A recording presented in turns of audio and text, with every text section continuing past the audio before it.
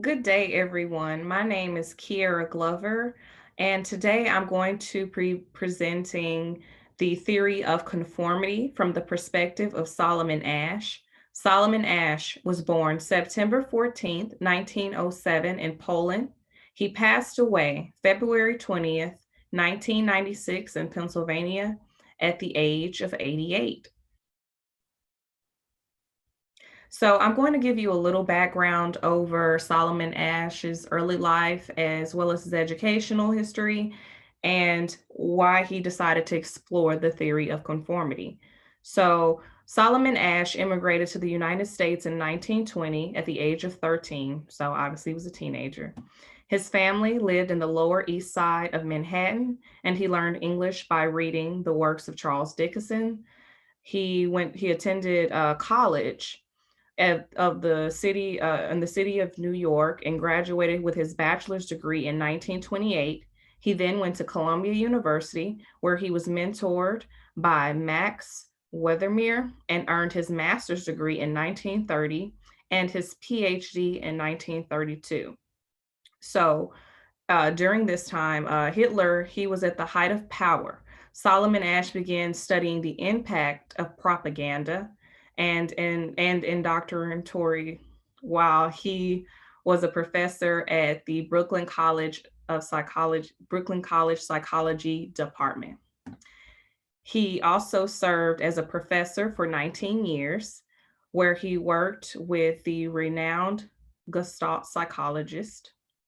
Solomon Asch is considered a pioneer of social psychology, and his conformity experiment demonstrated the power of social influence and still serves as a source of inspiration for social psychology research today. And later, I'll talk about how that could be applied to social work, and why people conform and under what circumstances they will go against their own convictions to fit in with a crowd.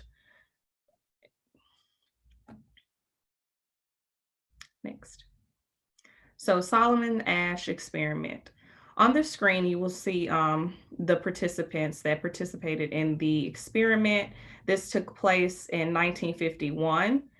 Uh, so the extent of the experiment focused on the social pressure of the individuals in the study. So whether or not the individuals will conform and all agree with one another and or not agree. So each person in the room, they had to state out loud which comparison line. On the next slide, you'll see the comparison lines. A, B, or C was most likely the target line. The answer was always obvious. So you'll see, which line is the larger length.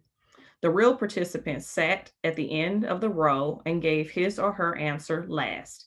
In some trials, the 7 Confederates gave the wrong answer.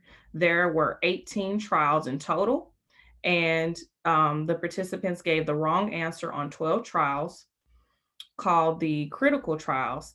Asch was interested to see if the real participants would conform to the majority view. So you'll see. Everyone look at the screen, please. So you see A, B, and C. I'm going to give you a little bit of the scenario. So you're sitting in a room with several people.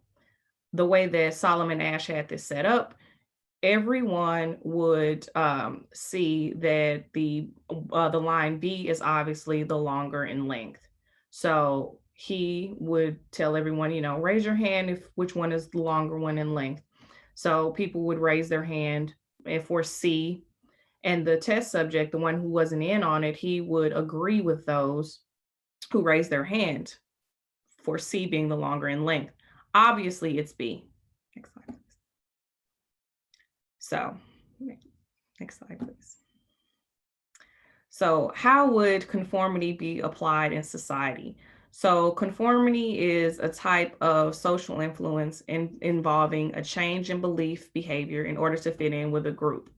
So the change is in response. It could be involving physical presence of others, like in the example that I gave you with the group of Solomon Asch, the physical presence of others, Or imagine involving the pressure of social norms of expectations, group pressures. So social,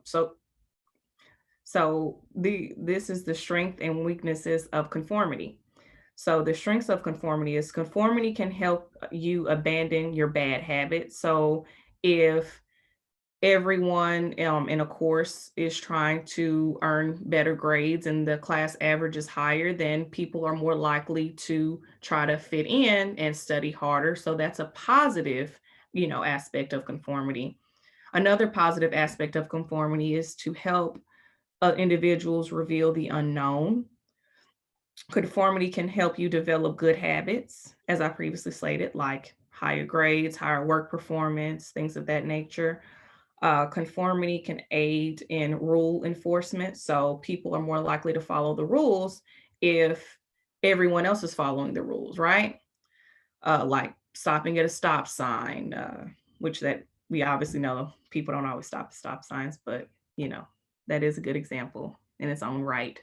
The weaknesses of conformity, conformity often hampers personal progress. So, for example, if an individual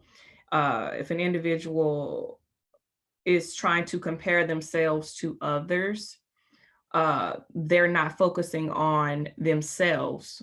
You know what I'm saying? So that could also lead to depression, things of that nature. They're not focusing on their own personal growth. Conformity increases the chance of depression, as I previously stated. Conformity doesn't encourage change in the world. How can change occur if everyone is attempting to be the same? Conformity can lead to dependence as well. So, implications to social work. So, as I previously stated at the beginning, conformity can be applied in social work, right? If a child, like in the image on the screen, is being bullied, right? That would be an example of conformity. Uh, not all the time, but in this particular example, this kid is being bullied, and so this child is being bullied because he's trying, and the person who's bullying this child is trying to fit in and conform. Like, as you can see, everyone is taking photographs of this. The power of peers. So, how would a social worker help in this particular situation of conformity? So, the it's a field phone calls with parents. So that's something a social worker could do to help this. It targets the bullying behavior and parents of the individuals being bullied and the one who's bullying the student. Is to create awareness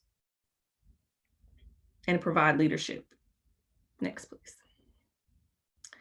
So another example is teens using drugs and alcohols due to peer pressure. So this is an example of conformity.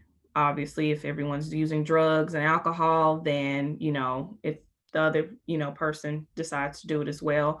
So I have displayed some drug statistics on how often this occurs.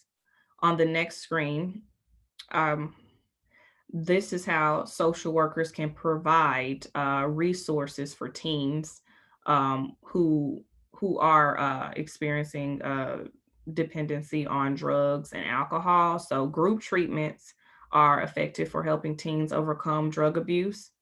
Family-based therapies, many treatments exercises includes the teen support group of family and friends.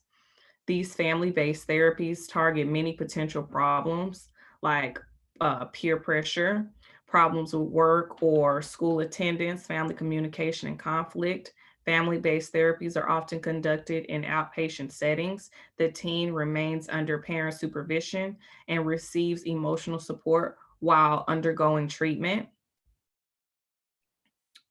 So, social worker duties. So, mutual support groups help stop the drinking, which can manage, relapse and just different ways to cope with it. So the support that could give positive enforcement and the individual who is on alcohol, they can conform because there's a lot of people being positive around them, right? So if there's positivity around them, then they're more likely to conform to the environment where everyone is being positive.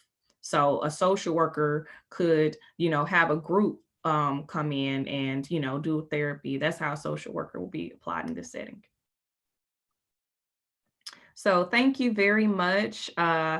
I really appreciate you listening to my presentation over Solomon Asch and specifically his theory on conformity and how it can be applied in a social work setting. Thank you.